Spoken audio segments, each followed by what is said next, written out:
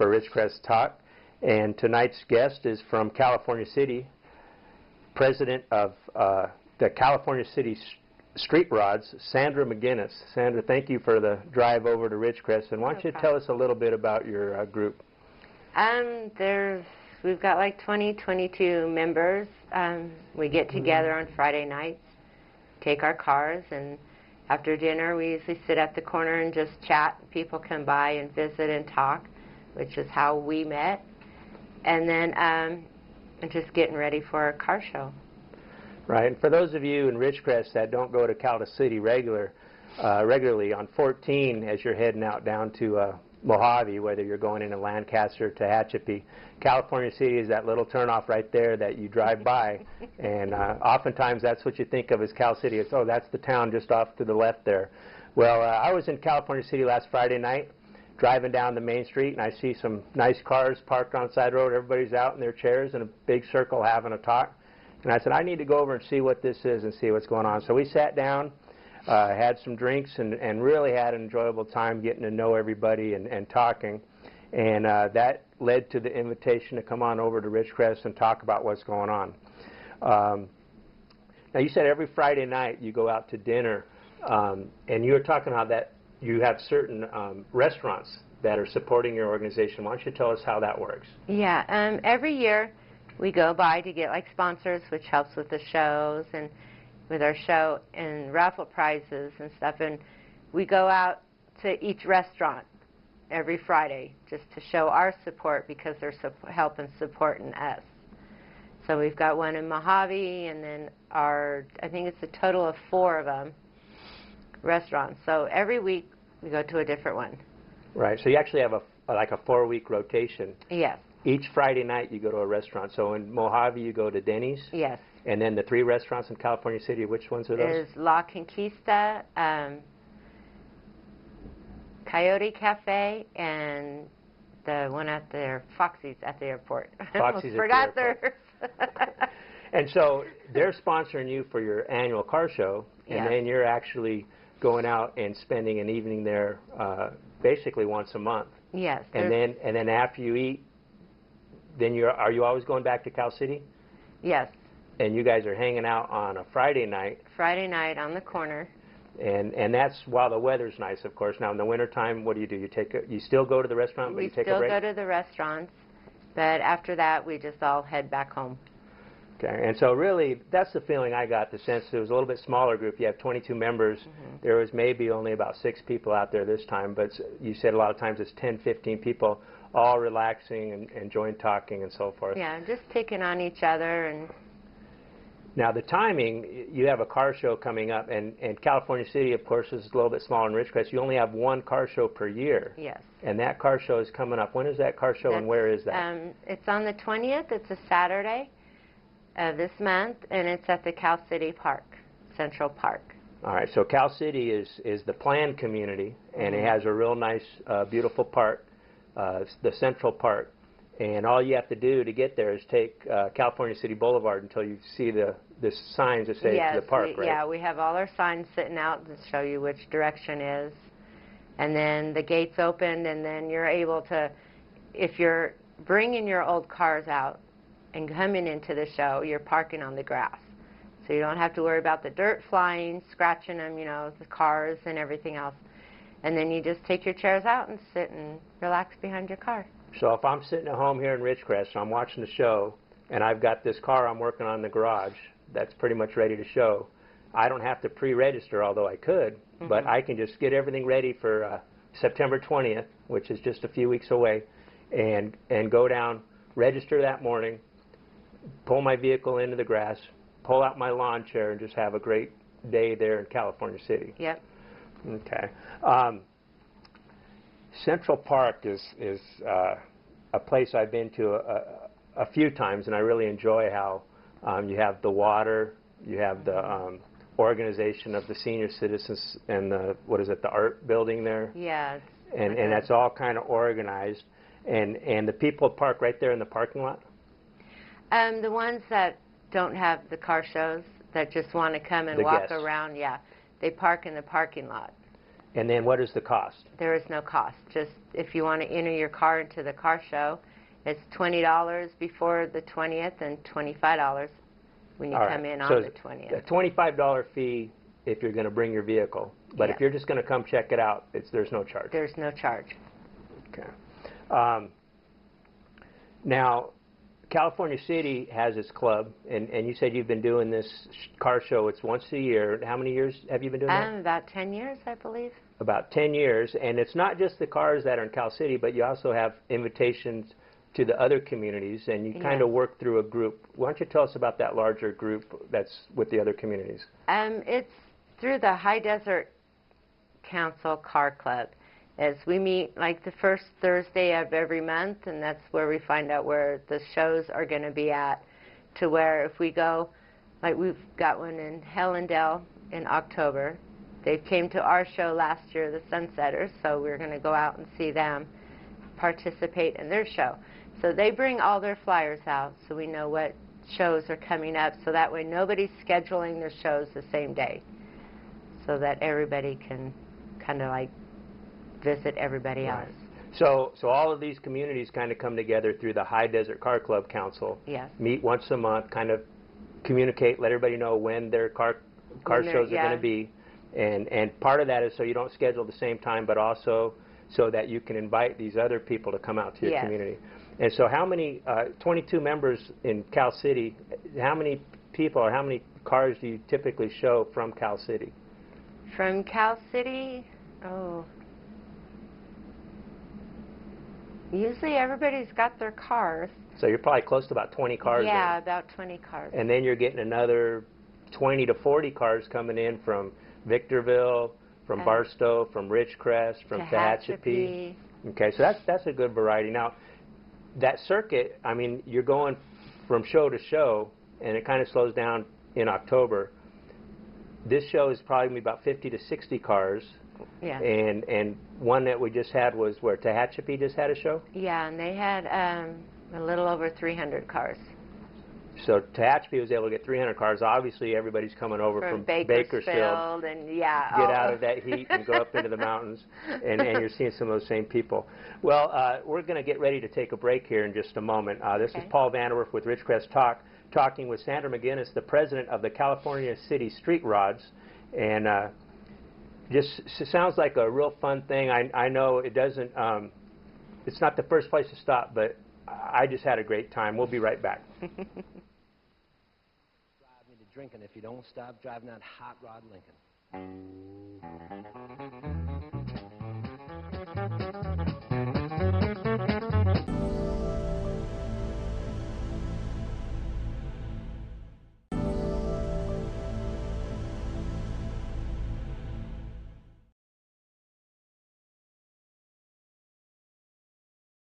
Back to Ridgecrest Talk. I'm the host, Paul Vander, and tonight we're talking hot rods, cars, and all kinds of nostalgic vehicles with the car show at California City coming up September 20th at the California City Central Park.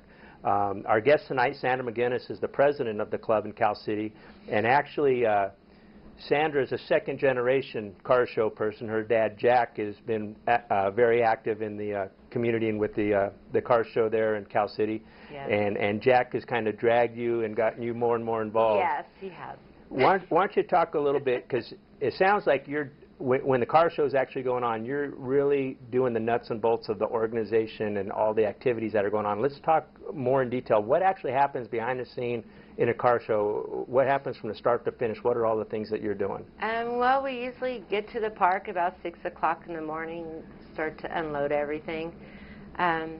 I have a couple members that helps me. I mainly do the raffles. I set them all out, that we start collecting from as soon as our show ends, we start collecting for the next year. So, and they're in boxes, and of course they're going to be like 1 through, we got 122, so the boxes aren't numbered. I just have to go through the boxes and pull them out and say, okay, this is 1, and work that way. Now, is the raffle open to the car show club members or to everybody? To everybody. Oh, okay. So there's over 100 items that are being raffled. Yes. Wow. Okay. And then so we sell the tickets, and we have the 50-50. And in the process of that, I've got a girlfriend, her daughter came down last year and helped, and she had a blast. So I was like, okay, I'll ask her again. And she told me, yeah, you know, she'll help again. So it kind of helps, because before I would do the raffle, pull the raffle tickets, write them on the board. Well, everybody's like showing up really quick saying, I got this one, I got this one. I said, you just got to wait. I'm not done putting them on the board. So I think they kind of learned to back up a little bit. Well, 100 people at once, I can see you'd have to like, stage that a little bit. So then, you know, we check them, and if they have them, we mark it off the board, and then they put their hand in a bucket and pull out a disc, like a poker chip, that we have numbered. And then April, my girlfriend's daughter, she'll run around and find that number and bring it to them, and that really helps, because before I was having to go back and forth, and by the end of the show I was ready to go home and go to bed. Well, yeah, with over 100 different prizes. Now, you have everybody is buying a raffle ticket, and then when they put that in, it's for all of the prizes, not Yes. for an individual prize. No, it's for all of the prizes. They usually buy, like, you get 6 tickets for $5. You know, so some people, one lady last year had got 6 tickets, while she won 5 items. That's not bad. It just depends on how the tickets come out of the bucket, you know, when we mix them up, and I pull 20 out, or I'll get somebody else to pull 20 out, and we mark them on the board. But it just depends on how lucky some people get. Right. Well, with over 100 prizes, and everybody's putting money in. Yeah, we get people to the that group. it's like $20 worth of tickets, $10, $5, you know, it's just... At the end of the day, when you've raised all this money, what are you doing with that money? We give it to our high school for the sports activity. Right. And for some of you that may not know, California City is in an area that has had 2 older high schools, Desert High School over at Edwards Air Force Base and Mojave High School in Mojave. But Cal City didn't get its own high school until about 6 years ago. Yes. And so it's relatively new that you have your own high school in California City, and you're able to support their athletic department by donating the proceeds. Yes. So that can help with the sports programs, Yes. keep those kids active. So that's a important part of tying in the community, because you have all year long that you're collecting these prizes for the raffle, and then you have the excitement of people winning, but also you're the one who's trying to keep it all going. Yeah. Okay, so in addition to the raffles, what else do you have going on? Well, we've got like the 50-50, and then our trophies. And we've got like 15 trophies, the 13 of them, and then the 2 is the club's choice, which is they're mirrored and they're etched. And then the other one is the, I'm going to forget it. Best to show. Can't forget the best of show now, come on. So the best of show is basically the one vehicle that's selected as the top car for the show. Yes. And you know, people are going to be coming and going. How early during the show are those awards posted that people can say, okay, which car got the best of show? It's usually close to the end of the show that we do it. Everybody that is participating in the car show that has the cars gets these papers that they fill out. They pick it. Everybody goes around and pick the car that they want. And then they turn them in, and we go through, you know, and just mark off which one has the most, and who has the most gets.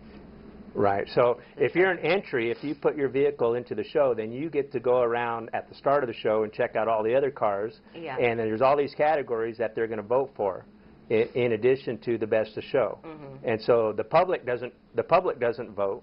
It's just. But the public is just going to come check it out. But it's the actual members, the entries that are voting themselves for all those categories. Yeah. And then once they've voted, of course, you get to tally those all up. And then everyone's sitting, I wonder who's going to get this, I wonder who's going to get that. Yeah. And of course, if you're in the public coming to visit, you get the same idea. You can find out what those categories are, and you can see if you can, you know, guess to see who's pick gonna which win. ones you think should be the ones that should win. Yeah, and we always get some of them that will say, well, can I vote for my own car? It's like, no, you can't vote for your own. You have to vote for somebody else's car. When one person votes for their own car for 13 categories, you know. Yeah, it's like they're going to get all the get all the trophies. Yeah, we can't vote for our own cars. Right. So you're voting for the other cars, and that's kind of typical. I mean, it kind of works out. People recognize the work that other people put in, and obviously that's the one that should get picked for that. Mm-hmm. And so you have the raffle, you have the 50-50, you have the prizes. Is there anything else during the show? We've got music going on constantly. We've got vendors comes in to sell their food and everything else. And in the mornings, we always supply coffee and donuts for the early birds that show up right after we do. Yeah. Right, 6 a.m. Yes. I could show up at 6 a.m. and say, hey, I drove up from Ridgecrest, I'm ready to volunteer. And then it's, where's the coffee and donuts? Yes. We'll show you where the coffee and donuts are, and then we'll put you to work. All right, well, we're getting ready to go on another break. I'm with Sandra McGinnis from the California City Street Rods, talking about the car show coming up on September 20th. I'm Paul Vander with Ridgecrest Talk, and we'll be right back. Little GTO, you really looking fine. 3 deuces and a 4-speed and a 389. Listen to her tacking up now. Listen to her whine. Come on, turn it on, wind it up and blow it out.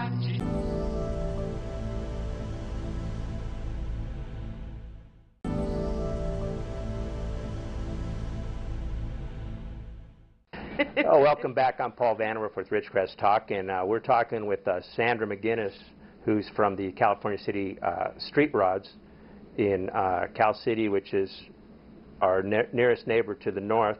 And we were talking about the nuts and bolts of the car show that you have coming up September 20th. It's free to the public, great thing to go out to.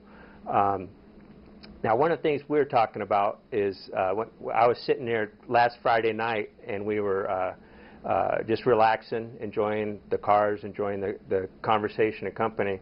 And we were talking about, you know, different ways of driving to all these different places.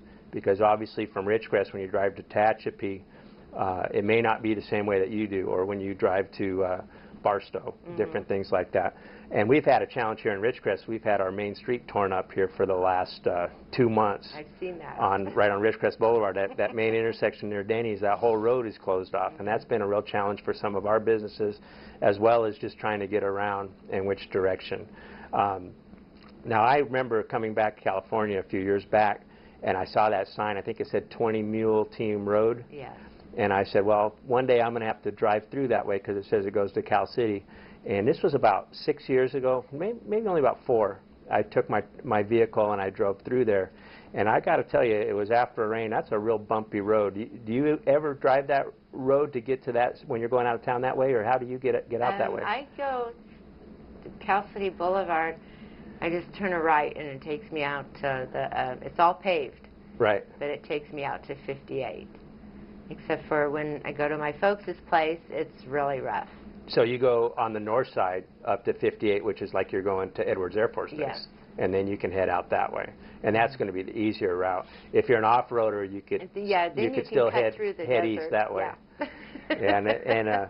And I think we were talking about how the challenge of trying to get those funds for your community, how important that is. If people were driving to Cal City, they could either go through Inyokern and come up on 14, then cut over at California City Road, or they could stop at Jawbone Canyon there where the Garlock Road is and take Neuralia Road, which shoots right past the high school right into town that way. And then the other favorite that we've had over the years, the old-timers, is we'd take off on 395 and then cut across on Garlock Road. Yes. So we're kind of coming in from the east side. And so we have those 2 routes to get to Cal City, where I think if you were coming, say, from Tehachapi, you might not be familiar with all those alternatives. And I actually just learned this last year. You can go from Tehachapi to Rosamond, you get to drive through the windmills. Yes, you can take the back way. So you have these cars, all different types of hot rods and stuff that you have for the car. Are you taking your car and you're going over the road, or is it just there for the show? No, I drive mine all over. Well, what kind of car do you have? I have a 55 Chevy Rat Rod. So you have a 55 Chevy Rat Rod. Yes. Now, I looked that up. I don't see a Rat Rod in there as one of the classic cars. What is a Rat Rod? Well, the 55 is the back end of it. And it's pretty much, I guess what they did way, way, way back in time. You know, just put parts together and then they've got a car. You can do it up any way you want.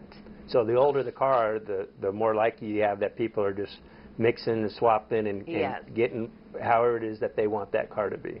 Mm-hmm. So that would be one of these mechanics in the garage who said, I'm going to take this from this vehicle and this from that vehicle and put it together. Yes. Now, does your car look like a regular car, or does it look a little different? Mine's different. It has no roof, no doors. No roof, no doors.